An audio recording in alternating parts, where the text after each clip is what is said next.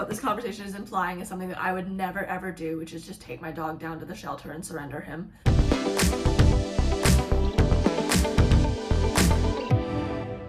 Hey guys, it's Hope. Welcome back to my YouTube channel. It's been a while, and Happy New Year, by the way. It's 2026.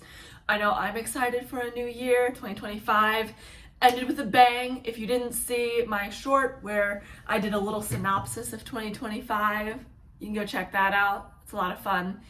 And here we are, 2026. So here's a new video.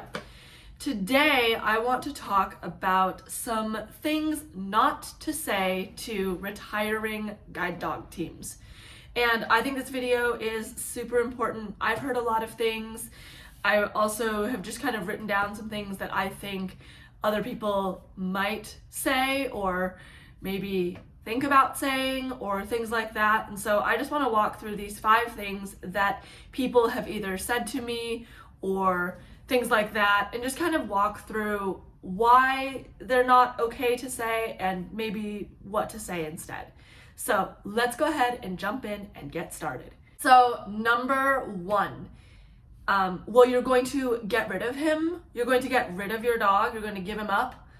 This is a really, really bad thing to say. I think the connotation of getting rid of something is basically that you don't want it anymore, right? You're going to get rid of your old sneakers, or you're going to get rid of something that you don't want anymore.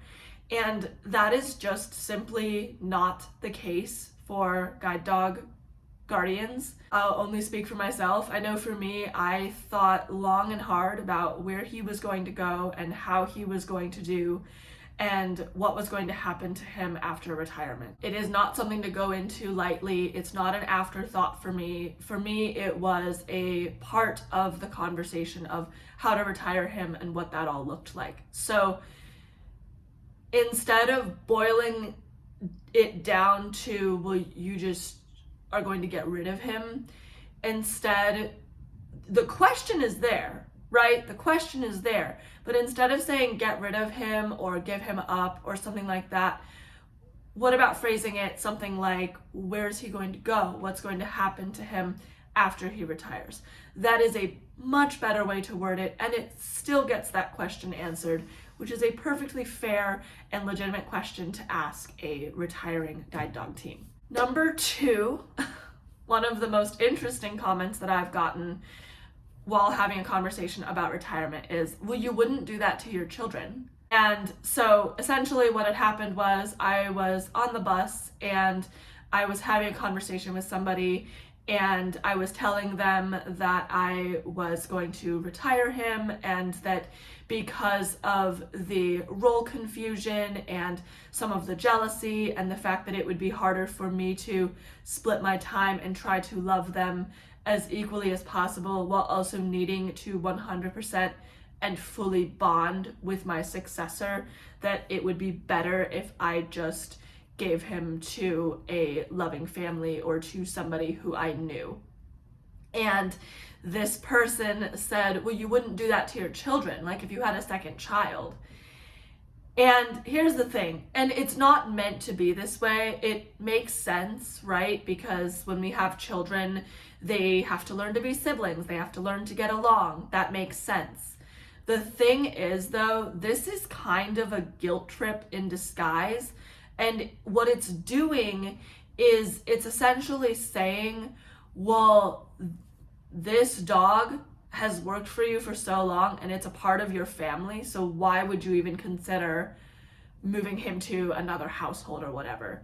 And the thing is that, again, I will say for myself, there is a lot of grief and emotion surrounding the fact that I know that I will have to move him into another home, that he will not be living with me. And I know that he will be going to a place with loved ones where I can see him and visit him, and that's great. But I know that he won't be living with me anymore. And I don't know what that's going to do to him. And I don't know what that's going to look like. And I already have some intrinsic guilt from that. And to basically try and imply that dogs and children are the same thing is not helpful. I think that there's already, again, a lot of intrinsic guilt, and there's a lot of grief with having to make the call that the dog is not going to live with me anymore. And so to add on to that is just not helpful. A way that you could word it is something like, oh, that must be really difficult, or tell me how you're feeling now if you're comfortable with that, or just, oh, I didn't know that, so interesting. Those are much better ways to handle the situation, because at the end of the day, people are people and animals are animals. And yes, my guide dog is 100% part of my family, a part of my pack. He is my best friend in some regards. I love him so much. But at the end of the day, he is my working guide dog. And when he cannot work anymore, I need another guide dog, or I would like another guide dog, which means that for the good of all, I am choosing to live separately from my guide dog once he stops working. And that should not be something that we should make somebody feel guilty for. Everybody has a different idea of how to handle this situation with working dogs. Some people could never separate with their dogs, and they will continue to live with their old guide dog and their successor guide dog together. That's perfectly fine. For the people who choose to separate out their dogs, that's also perfectly fine. Number 3, would you find him a good home? I know this comes from a good place. I know it does. But again, there is so much implicit connotation of, well, you just don't want your dog anymore. Well, I hope you find it a good home. And I think that, again, this comes from such a good place. I know it does. I know that it does. But do you see what's going on? The issue is the wording of it, right? Not, hey, I hope that he goes to a great home, or I hope that he does well, or, I hope that everything goes well in his retirement, or I hope he has a good retirement. All of those things are great. But to say, I hope that you find him a good home, like somehow this phrase just communicates that somehow it's my fault that my guide dog has to retire before he dies. And that's just not the case. Guide dogs, service dogs, they honestly, most of them should retire before the end of their life. It's a good way for them to spend the last years of their life just enjoying life, not having to work, just being a pet, having fun, doing whatever. And a lot of times the quality that we need them to work to, the speed that we need them to walk, the amount of eyesight for guide dogs, or hearing, or senses that they need to have, the health of their bodies, those are all super important factors. And when they start to go, it can affect the safety of the team, it can affect the safety of the guardian. And so, unfortunately, for those reasons, the dogs have to retire before we are ready for them to. And it is such a hard decision to make, and it is the most difficult decision that I ever had to make regarding my guide dog. I really, really struggled the day that I had to make the decision to apply for a successor guide dog. And the idea, again, that, I hope that you find him a good home, that's kind of the idea of, well, you don't want him, but I hope that he goes to somebody who does. That is just absolutely missing the crucial piece as to why we retire these dogs. And if we could work them forever, we would. But we can't. And it is not helpful to work them for forever. They don't deserve it. They deserve rest. They deserve a chance to live and rest without work, especially if there are medical complications or things like that. Some guide dogs retire earlier than others. Some guide dogs don't. Some guide dogs just don't want to work anymore. There are so many reasons why guide dogs retire, and the conversation to retire a guide dog and then to ultimately find it the best home that we can is not a conversation that's taken lightly. And, you know, what this conversation is implying is something that I would never ever do, which is just take my dog down to the shelter and surrender him. That's not something that's going to happen with any of my guides. I will be finding good homes for them, or I will be asking my guide dog school for help. So again, good phrases that you can use is, oh, I hope that he enjoys his retirement, or what are you going to get for him? Like those kinds of questions. Or again, where is he going? Those are really, really good questions to ask. And again, those are sometimes hard questions for us to answer, but the way that you ask them will change the tenor of the conversation. Number 4, what will you do if he retires early? What will you do between dogs? Or what are you going to do? Or you should just retire him until you know that you have a successor lined up. This comes from a place of concern, and it is validated concern. Guide dogs do more for me than just me, myself, and I walking down the street. He makes sure that I find things okay. He's my checks and balances when crossing streets. He makes me feel safer. There's a lot of good reasons why I want a successor guide dog and why I would prefer to be without a guide dog for as short a time as I possibly can be. But here's what this question is doing. It is essentially erasing the fact that in order to get into a guide dog program, we have to be completely proficient in cane skills. And yes, after 7 years of not using my white cane, have my cane skills dulled or decreased or kind of gone on the fritz a little bit?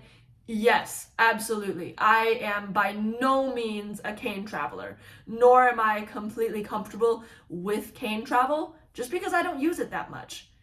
But if I had to retire him early because of a medical setback, or because he was done, or because the safety of working him was just constantly becoming jeopardized, or I didn't feel as safe with him, I would do it. Even if I didn't know when my next dog was going to come, even if I didn't have a class date, I would do it. Either for the safety of myself, for his safety, for his well-being, whatever. I would do it. And it would be okay. And I think, again, this is coming from such a good place. This is coming from concern. This is coming from love. This is coming from the idea that maybe the guide dog is the best fit for me. And it is, 100%. I don't want to go several years without a guide dog. I don't think I want to do that. But here's the thing. I don't need a guide dog, right? I absolutely love one. I absolutely want one. I absolutely do need one in the sense that he is so, so helpful. But I don't need one in the sense that if I don't have him, then I can't leave my house, or I can't go to the store, or I can't go about my life without a dog. That is not necessarily correct. And that's kind of what this question implies, the idea that without him, I am just helpless, which is untrue. And it simplifies a very complicated issue. And so another way to ask this would be, well, how long do you want before you get your successor? Or what do you again, the question isn't wrong, right? What are you going to do between dogs if you have to retire early? That's not the issue. The issue is, depending on how it's asked, the connotation can be very different. What are you going to do versus, well, you shouldn't retire him until you have your successor on the charts already, or until you have your class date figured out or whatever. And then number 5, something that just kind of came across my mind is something that could easily be said is, so you're just going to replace him? No. Just do not ask this. Do not ask this. Do not say this. Please, please, please. Because this is not a replacement. I am not replacing him. He will never, ever be replaced in my heart. I will just expand my love toward another dog. But I will still feel affection and love for Leader, right? He is succeeded. It's just like, I love the term successor, because successor means legacy. Leader has started the legacy. My successor will continue it. Their successor will continue it after them. It is like the idea of kingship, right?